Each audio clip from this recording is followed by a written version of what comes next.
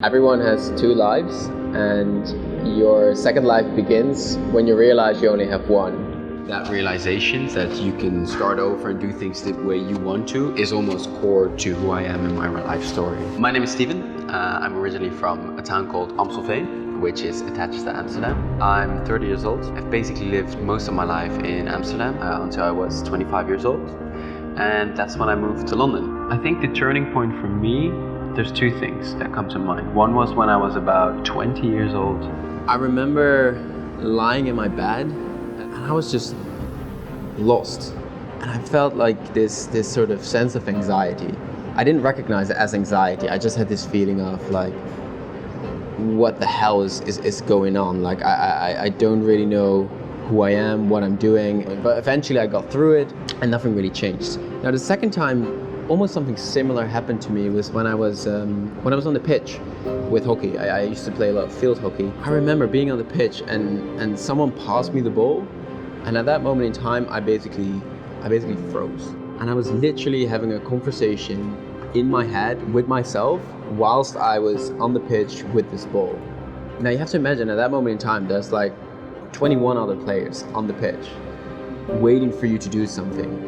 And there's a crowd, right? There's a couple of hundred people sitting there. And I was just standing there with that ball and my stick. And I was having a conversation with myself, like, oh, what do I do? How does this work? Like, as if I was like a 5-year-old holding a hockey stick for the first time. And it was from there really that I started to realize, I don't want to be on this pitch anymore. This is not my world. I wasn't Steven, I was Ebbers. And Ebbers played hockey, and that's where I got my validation from. And my identity was built around Steven, the hockey player. I never picked hockey to be the thing I was going to spend all my time on. It was simply the sport that my sisters played. But I think deep down I never really liked it, because my world had always been coming to me as opposed to me moving towards it. I was just doing. I wasn't really me. There was no real identity, no real drive. I was just being reactive to my environment. And I had no idea on what was actually important to me and what was really driving me. In Holland, where I'm from, we have what we call, it's called the 6 culture, right? Which is really where everyone aims for a 6. A 6 is a pass, but there's rarely anyone that goes for an 8, a 9, or even a 10. No one is really daring to be the best they can be. And I think when you grow up in an environment like that, you're really never pushed to be better at who you are and what you can do. And I think moving to London, that's the complete opposite.